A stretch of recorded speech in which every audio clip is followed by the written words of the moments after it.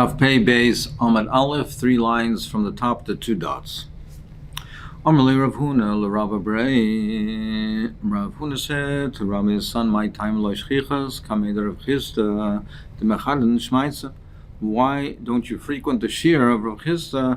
His shirim are very, very sharp, precise, and you should be great benefit to go to shir. Why don't you go there? Amalei my azil legabe. Why should I go there? Dechi azilna legabe ma'isel v'mil dalma. I go to the shir and he starts talking about. He seems to be sidetracked, talking about other things, general things, and not to do with Torah. Amalei says man da'il beisakise lo leise behedja v'lo lidrach tvei.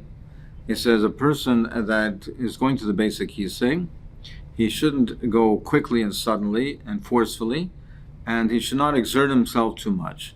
Because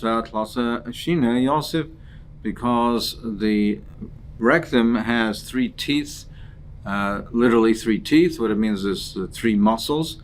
And Dilma mishtamta shina the karkasha vaslide sakana. Because if you're going to do that practice, it might rupture the shina the karkashla, the muscles, and come to sakana. So these are the types of things that he talks about in the shir.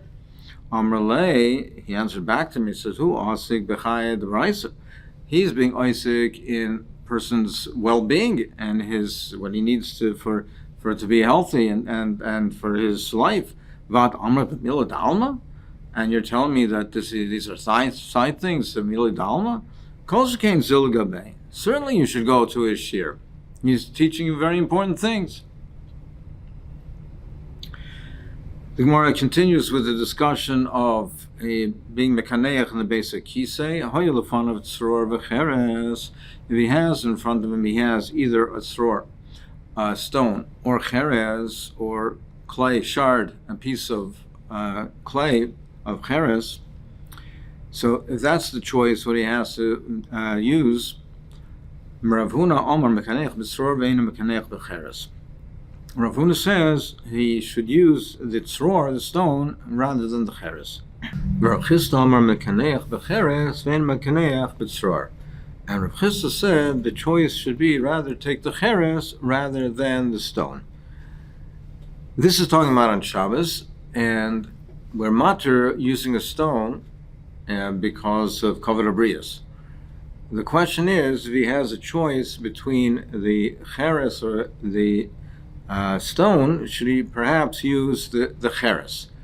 The cheres has a mila. The cheres has a mila over the stone, in that the cheres is a kli. It's not muksa. So on Shabbos, even though we're matter using a stone, but we're matter mishum kavod abrius. If there is a alternative, and then he should use perhaps the alternative, and the cheres is a kli, it's not muksa, so one would say that he should use the cheres. On the other hand, the cheres has perhaps a greater sakana, all right, and over the stone. So therefore, that's the shaila. What should he use? Do we view the cheres as being a sakana, and therefore it's not a viable alternative, and therefore use the stone? Or do we say that we're not concerned with the sakana of it? We're not concerned that it has a sharp edge, that it might cut the shini karkashta. We're not concerned about that, and therefore it has a mila in that it's a kli. So that's the machlokes over here. Rav Huna says you mekanech the tzror and not the cheres, because he views the cheres as being a sakana. Rav Chisda says mekanech b'cheres. We don't view it as a sakana, and not the tzror. Meisvei hayulafon of tzror v'cheres mekanech b'cheres vein mekanech b'tzror. It says clearly that you should use the cheres and not the tzror. It's yufta Rav Huna. It's yufta Rav Huna. Tergam Rav Bar Papa kamei Rav Chisda. Leave the Rav Huna. He answered to be miyasha Rav Huna shita ba'ugnei kelim. That's talking about the handle of a keli, where it's a smooth and it doesn't have a rough edge. That's talking about the smooth edge of a keli. So it's talking in that area there's no concern about a sakana. And then yes, on that situation, the cheres has a benefit in that it's not muksa. The cheres is not muksa, it can be used to pick up things, to contain things. So in that case over there, we say that the cheres has a benefit. But their machlokes is where the cheres has somewhat of a sharp edge. Then over there, that's when we say we have that machlokes. So therefore, you cannot bring a raya from this case over here by what the Bryce is talking about over here. Let's say the choice that he has is between a stone and grass. Rashi brings down two pshatim over here of what we're talking about. First pshat is that we're not talking about Shabbos at all. It's talking about during the weekday, and it's a question of sakana. What is preferable to use? Is it a stone? So the way the Rishonim speak out is that the stone that we're talking about is a rough stone. So it has a sakana, an element of sakana to it, or the choice is a sovim. Which is the greater sakana, the rough stone or the grass, which could cut? Both a question of what is more likely to cut the person. And Rashi brings on a second shot in the name of his Rebbeim that it is a Shabbos de Geshaila. Stones are muksa, or matir mishum kavod abrius. The grass that we're talking about is grass that's still attached to the ground. And the question is, should he use it, the grass? Are we concerned? Of course, he cannot cut the grass and detach it, but can he use it while attached to the ground? Are we concerned that he might come to tear the grass, which would be kaiser? So, which is preferable to use? Rav Chistav, Rav Amnun Charamar Mekanech B'tzor, one says use the tzor, vein Mekanech B'asavim, and not the grass. V'charamar Mekanech B'asavim, vein Mekanech B'tzor. And one says the other way around. So the question is either which is the greater sakana, or which is a more of a concern on Shabbos as far as muksa, or whether he might detach the grass. Some actually learn where the grass itself is muksa, that it's a muksa de geshail as far as the grass is concerned.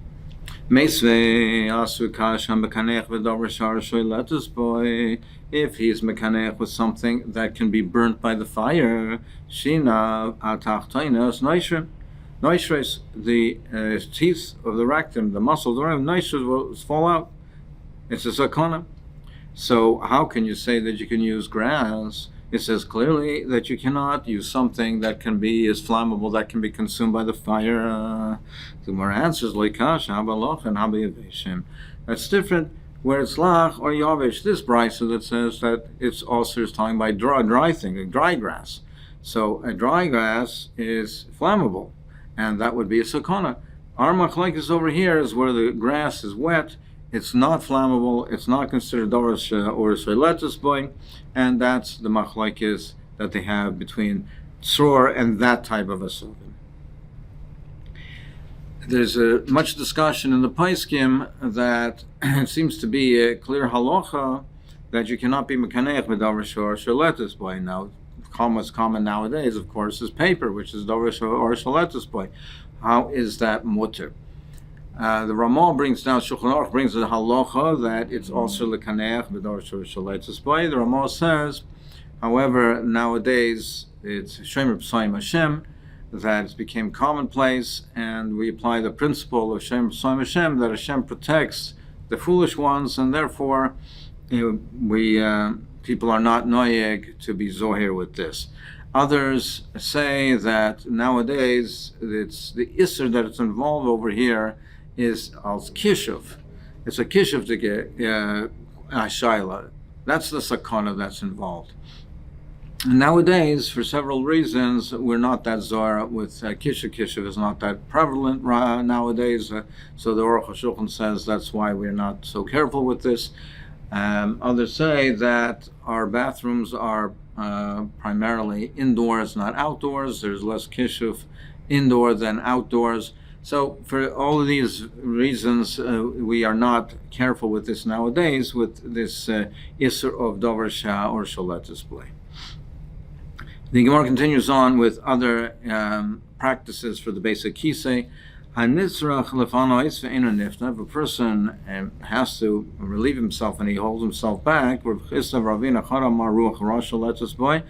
so one says is that he'll have bad breath. He'll have body odor. That is body odor. If a person has to relieve himself and he eats, It's like using an oven that is filled with ashes, and it will not burn properly, and you will not be able to bake in that oven properly. And it says clearly, this is the beginning of Ruach Zuma. So you see clearly that it's Ruach Zuma. It's another eitzah for the basic kisei. Mar says, if a person is constipated, he should stand up and sit down, and that will help himself to relieve himself and relieve his constipation. He should move to the side, meaning he should keep trying, move to the side and come back and keep trying. Rav Hamnuna Amar Yemashesh B'tzror, he should take Itzror and he should apply it to the area of the rectum, and that will help to open the Nekovim. So Yemash B'tzror Bo'isam Mokim. And Rabbanan Amar Yisich Daita, you should not think about it. If he doesn't, if it's not on his mind, certainly he's not going to be able to relieve himself. What it meant is that he should forget about other things. He should focus only on this issue. He should be daita from other things and think exclusively on this matter. He saw a certain Arab, he got up, he sat down, and got up and sat down, until he was able to relieve himself, and it poured out like a pot. If a person is going to a banquet, he's going to a meal where it's very difficult to go to the bathroom in the middle. He therefore wants to relieve himself before he goes into the Seuda. Don't forget, in those days they did not have indoor bathrooms, and it was an inconvenience and an embarrassment to leave in the middle of the Seuda and go out somewhere outside to a field or some other area. So he wanted to relieve himself before the Seuda. So in order to do that, what he should do is he walks 4 amas, and 10 periods of 4 amas of walking, or v'amalei dalet pamim shall eser amas, or 4 times of walking 10 amas, and he tries to go to the bathroom after each interval when he walks either the 4 amas or the 10 amas. He should go to the bathroom, try to go to the bathroom, walk again, and come back until he is able to relieve himself. See the Mishnah. What is the shear of cheres? Cheres kedei litein be'pasim l'chavera div Rabbi Yehuda. He says it's the amount of cheres, of clay, of pieces of clay, shards of clay that you would put between slats. If you have boards that are lying flat, and if there's spaces between them, the boards will warp. You want them to be flat down, pressed, and there's no air space, so they don't warp. So if there is a space over there, they would fill it with pieces of cheres, of clay, so that it would be resting flat, and there would not be an air pocket which would cause it to warp, to bend. So that's the amount of cheres that's considered choshev. This kedei litim and possible chvera div Rabbi Yehuda. Rav Meir, he says a different shear, kedei lachto is bo yasor. It's what you would need to pick up the fire, meaning a burning coal, that you would to pick it up and use it as a spoon to pick it up. Rav Yossi Aimer kedei lekabel by Ravias, he says it's the amount to collect the Ravias of liquid or water. Rav Meir says, even though I don't have a proof to my sheet that it's lachs by war, but you can have a remez in the pasuk, because the pasuk says, because it says,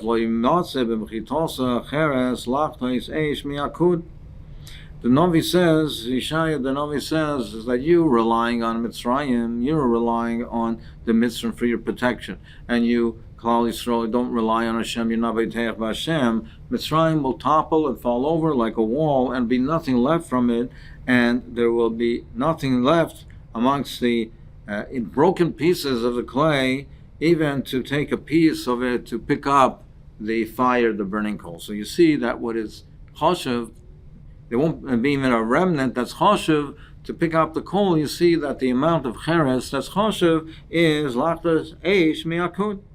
Rav Yosi said, you're bringing a raya from over there from the pasuk misham raya. It says, it continues, the pasuk says, and it continues, v'lachs of mayim migeva, or to pick up, to scoop up water from a pit, from a bar. So when you bring me a raya from the first part, but the second part clearly says that it's to pick up water from the bar. So the Gemara says, the Gemara Mistaber Shiur the Rabbi Yosi Nofish, it be minasvara, we would say that the shear that Rabbi Yosi is giving is the larger shear, that it's a larger piece of clay to scoop up a revias of water more than to pick up a coal. But from the pasuk, it would be mashma shir the romer nafish, that the shir romer is the larger one. Why is that? Because the Navi is saying there won't be anything left from this wall. You're relying on the wall of Mitzrayim; it'll collapse. There'll be nothing left. So the sequence in the pasuk, the order of the pasuk should be: you won't even have this, and you won't even have even something smaller than that. Meaning, you won't have the cheres to pick up the coal, and you won't even have something smaller than that, the pick up the cheres from the revias, from the to pick up use the cheres to pick up the water, to scoop up the water. So the pasuk mikra shir the ramer nafish, the isal gadayt shir the Rav Yosi nafish, because if you would say that the shir of Rav Yosi is a larger shir, that the shir of lachs of my migeva is a larger shir, it really wouldn't make sense. The pasuk wouldn't really flow, because light law b'mana zutra, that first would the Navi say that you won't have the smaller shir, and v'hadar light law b'mana rabba, and then it says you won't have the bigger one. The logical sequence would be that Navi is saying you won't have a big piece of cheres, and you won't even have a small piece of cheres. But would the Navi say you won't have a small piece of cheres, and you won't even have a big piece of cheres? It wouldn't make sense. He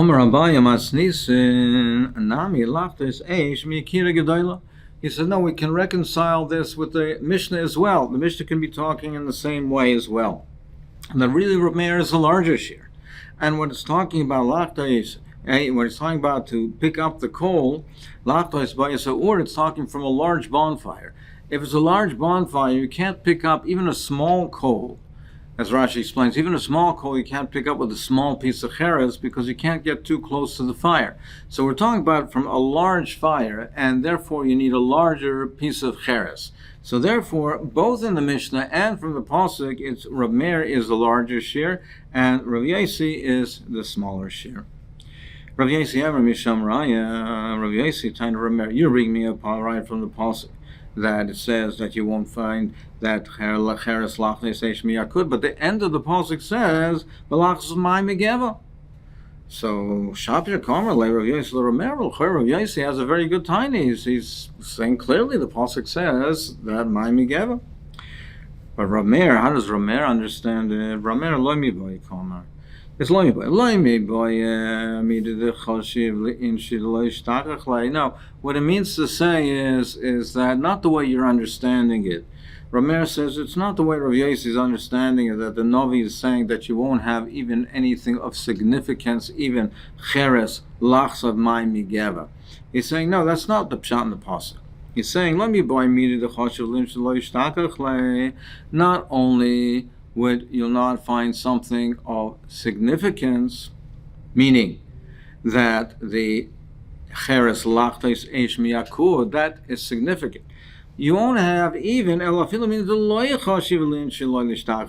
going to find something that people don't even care about, which is the cheres to lachseif mai migeva. That's what the pasuk is saying. The pasuk is saying is that the lachs of mai migeva is not chashiv. Now we're over here in our Mishnah, and we're talking about the halach of Vayt Sover Shabbos. We're discussing a piece of the minimum piece of cheres, which is chashiv.